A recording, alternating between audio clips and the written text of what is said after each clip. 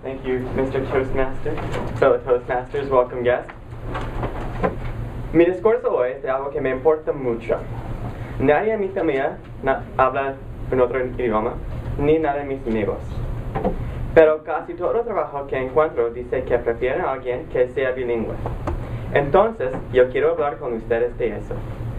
All around the world, there are millions of people who speak 2, 3, 4 languages, and in some parts of the world this is of course more prevalent than others, such as in Western Europe, where every country is about the size of Texas, if not smaller, and has their own language.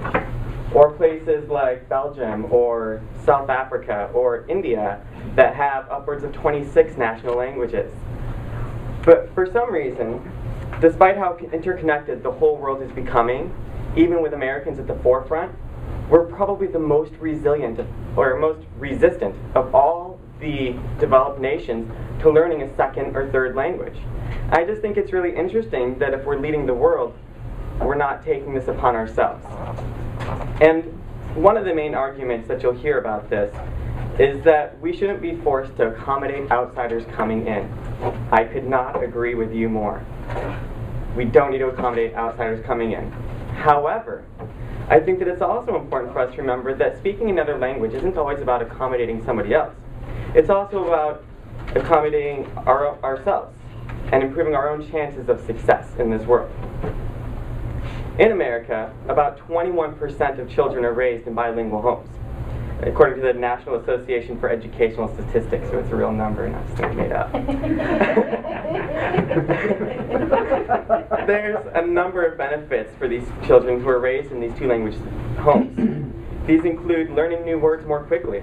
It's been proven that an increased vocabulary can make one speak more eloquently and with increased purpose. Also, these young people tend to categorize words better. So understanding word categories helps us use words better and to construct sentences more fluently. Another great benefit is developing unique problem-solving abilities. I don't think there's anyone here that would disagree that that's a very important skill. And this ability is very prevalent in children who speak more than one language.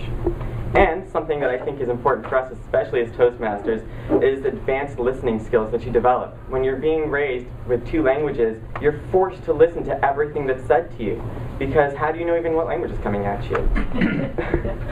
Now, these traits also continue to benefit you later in life.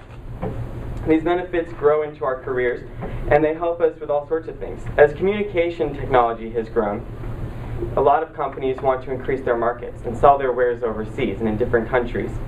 Because of this, a lot of different companies are looking for bilingual and multilingual employees. And even though the job might not say that they want someone who's bilingual, someone who puts on the resume that they are is a lot more likely to get hired for those jobs. And like I said, those skills that we learned as young people, if we're raised in bilingual homes, they continue with us. So we have those unique problem-solving abilities, which is something that they'll tell you in an MBA program is very important. And then you'll also have the ability to understand people from different cultures, and your listening skills are improved.